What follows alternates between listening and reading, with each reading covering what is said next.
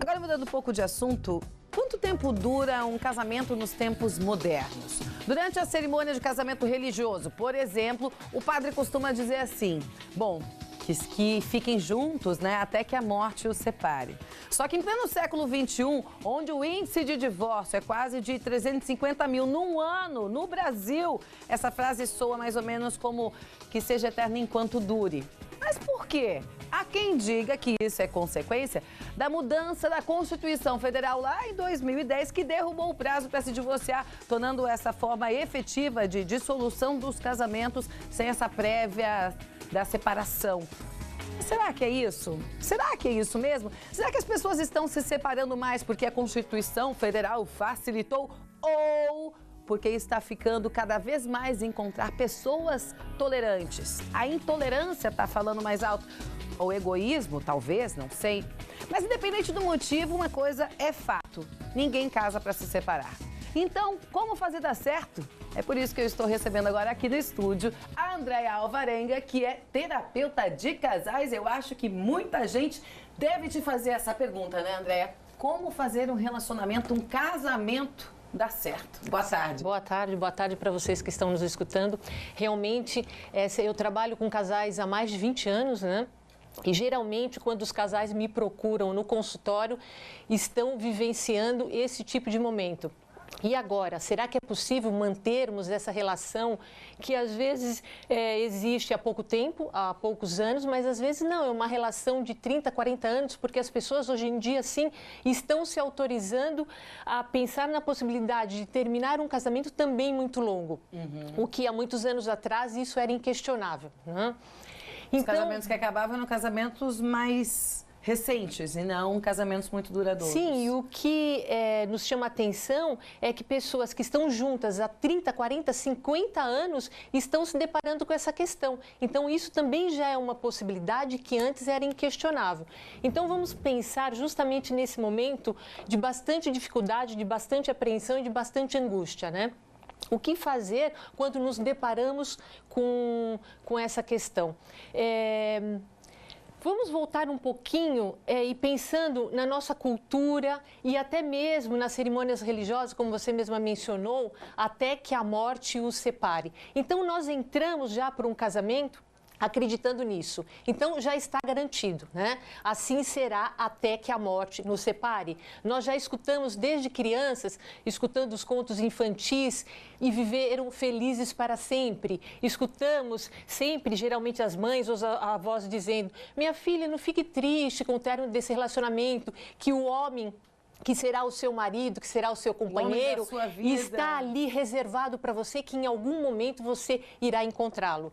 Então, tudo isso que a gente vai escutando durante muitos anos, isso vai constituindo também o nosso inconsciente. E mesmo que a gente fale o contrário, lá no fundinho, sempre existe essa expectativa, essa esperança de que a minha alma gêmea está reservada para mim em algum lugar. Que eu vou encontrar o grande amor da minha vida e ser feliz numa relação. Acho que isso é o que todo mundo deseja, mesmo que tenha se separado, né? Sim, é claro que nós desejamos, mas vamos pensar, aproveitar esse momento para falar sobre algumas armadilhas. Porque se eu imagino que a minha alma gêmea está em algum lugar, eu estou imaginando que essa relação, o dia que eu encontrá-lo, já está pronta. Opa, esse é um grande equívoco. Quando nós conhecemos alguém, não existe nada entre eu e a outra pessoa. E sim, toda aquela construção precisará ser, né, realizada a partir daquele momento. E se eu tenho a fantasia de que esse príncipe encantado existe, eu também, é um paradoxo, porque ao mesmo tempo que eu acredito que ele já existe, eu sei que eu vou precisar construir. Então, geralmente, quando acaba aquela fase da paixão, porque essa fase sim tem um final, às vezes um pouco mais tarde, às vezes um pouco mais cedo nos relacionamentos, e é aí que os casais acabam procurando um terapeuta familiar, um terapeuta de casal, vamos pensar que esse momento é um momento muito importante, porque é uma possibilidade de iniciarmos uma segunda fase nessa relação, e aí sim, né, tentarmos desconstruir aquele conto de Cinderela e criar uma relação um pouco mais verdadeira, mais adulta, mais madura. A gente tem os nossos telespectadores que querem participar e fazer algumas perguntas para você, né? Lá. O telefone o número do nosso WhatsApp já está aparecendo na tela, já estou começando. Gente, só que não adianta ligar, tem que mandar mensagem pelo WhatsApp, porque eu não tenho como atender as ligações aqui ao vivo no estúdio. Então, eu preciso que você mande mensagem pelo WhatsApp dizendo qual é essa dúvida. A gente não vai falar o nome de ninguém, porque as pessoas às vezes não querem se expor, não querem expor a relação. Pode mandar mensagem pelo WhatsApp que eu faço a pergunta aqui no ar sem falar o seu nome. Nós temos uma pergunta que foi gravada. Roda pra gente, por favor. Por que os homens não gostam de discutir relação? Por que os homens não gostam de discutir relação? Isso não é verdade, né? Geralmente as mulheres falam que os homens não gostam de discutir a relação. E o que eu estou dizendo não é baseado apenas na minha experiência, sim, são dados assim de pesquisas. Alguns homens gostam sim de discutir a relação e algumas mulheres não suportam. Então é muito curioso e a gente encontra e desmistifica um pouco essa verdade entre aspas, porque sempre tem um na relação. Tanto faz o homem quanto a mulher, ou a mulher, né? Sempre um é que vai ter essa tendência para querer falar um pouco mais sobre a relação. Então, não é verdade. Muitos homens gostam, sim, de discutir a relação. E muitas mulheres não gostam. Eu sou a prova viva disso, porque eu acho muito chato discutir relação. Então eu estou aí para provar o contrário, gente. Eu acho muito chato. Eu tenho uma pergunta agora. Ela fala assim, ó. Eu moro junto, né, há 4 anos. Meu casamento era bom demais. Só que aí depois que eu ganhei bebê, a gente só briga por causa de ciúmes dele.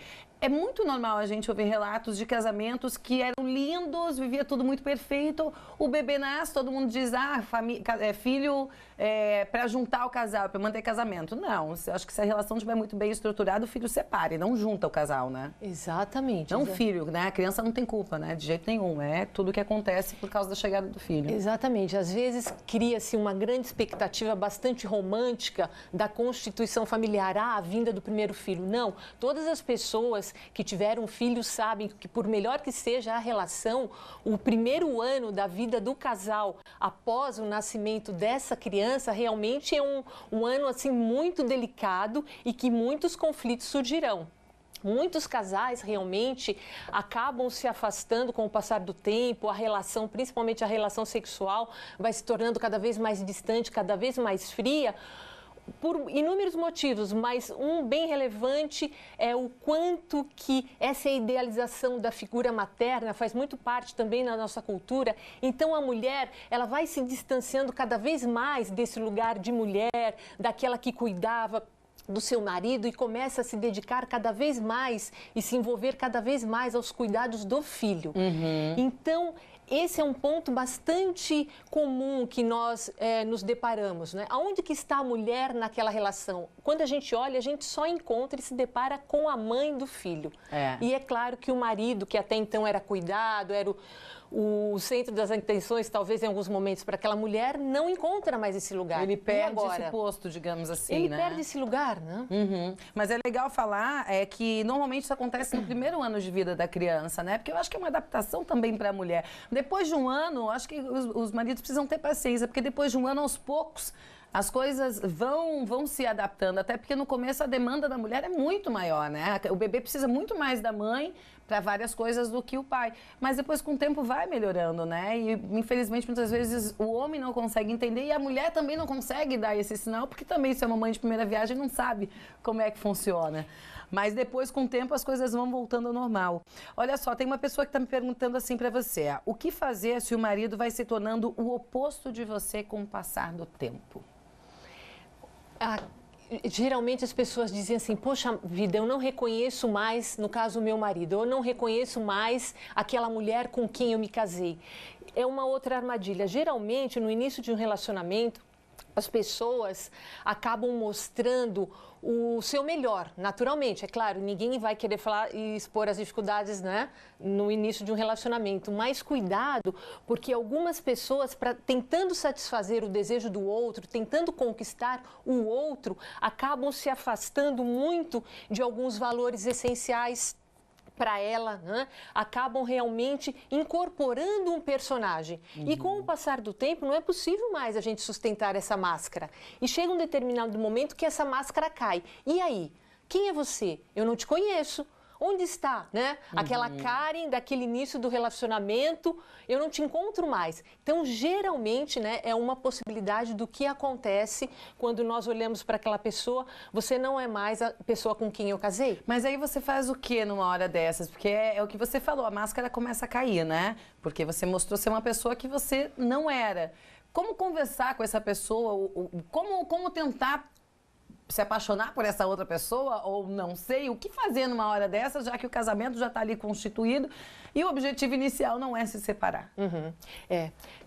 Às vezes isso é possível, né? Depende também do grau de maturidade desse casal. Se são pessoas muito imaturas, não vão suportar essa frustração, né, de se relacionar com alguém com defeitos. Né? Eu, geralmente, numa personalidade bastante matura, eu procuro algo bastante idealizado, aquela pessoa que me completa, e tudo isso não é possível, não é real. Então, o que fazer? Muitas vezes um trabalho, né, de uma terapia de casal, desenvolvendo e fazendo com que as pessoas se conheçam um pouco mais e suportem essa frustração de que eu também tenho defeitos, assim como o outro também. Claro que é muito fácil falarmos sobre isso, mas a minha experiência também mostra que é possível, aos poucos, com o amadurecimento, a pessoa ir suportando que eu não casei mais com aquela princesinha, né, do conto da Cinderela. Eu casei com uma mulher que envelhece, com uma mulher que tem defeitos, com uma mulher que tem TPM, de uma mulher que é rabugenta, de uma mulher que pega no meu pé, mas que também tem todas as outras qualidades. Né? Eu penso que essa integração, né, que é uma característica do amadurecimento, é uma possibilidade. Exatamente, porque se quiser separar e arrumar outra mulher, depois lá na frente vai ser tudo igual, né? Porque toda mulher tem momento de mau humor, tem TPM, tem isso, tem aquilo, todo mundo tem essas qualidades e seus defeitos, não adianta, não existe ninguém perfeito. Eu acho que é isso que está faltando um pouquinho as pessoas tentarem entender, porque senão vai ficar desse rodízio sempre, casa separa, casa separa, casa separa, vai ser uma loucura. Posso falar só mais um pouquinho sobre isso? Claro, que você está dizendo, só um aprofundamento, realmente concordo com o que você está falando, mas pensando, isso é bastante comum, as pessoas se separam e vão em busca de um outro relacionamento, achando que lá eu encontro.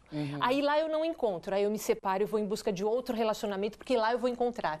Então, o que está acontecendo? É o meu lado infantil, é a minha criança que está aprisionada, buscando, na realidade, o conto de fadas. Onde que está a mamãe, aquele final que você sempre me contou e foram felizes para sempre? Não estou encontrando aqui, então eu vou lá. Então, é essa criança que está sempre buscando no outro esse final feliz, que não vamos encontrar nunca. O adulto sabe que isso não vai encontrar. Talvez por isso que ele suporte mais ficar naquela relação que não é mais o conto de fadas. Muito bem, para finalizar, entrando várias mensagens aqui no WhatsApp, né? Não tem como responder tudo, mas tem mais uma aqui que eu deixei aberta. Ela fala assim, ó. Oi, sou casada... Peraí que apagou. Sou casada há 20 anos e vivo brigando muitas vezes com o marido e às vezes ela chega a sentir raiva dele. E às vezes ela tem a impressão que ela não gosta mais dele também. Ela tem impressão, ela parece que ela não gosta, ela não tem certeza. 20 anos, nós não estamos falando de pessoas novinhas, né? De maturidade. São pessoas que já estão juntas há bastante tempo. Então, no mínimo, já são pessoas maduras, né? O que falar para essas pessoas? Olha, uma questão que eu trabalho bastante, vamos pensar um pouquinho ali na relação de mãe e filhos, porque isso vem, a mulher que eu sou hoje, a mulher que você é hoje, é resultado daquela menininha ali dos primeiros anos de vida. Então, geralmente, o que eu vejo quando eu trabalho com as famílias é que, principalmente as mães, é quase inadmissível, inaceitável que o filho olhe para a mãe e diga: mãe, eu tenho raiva de você.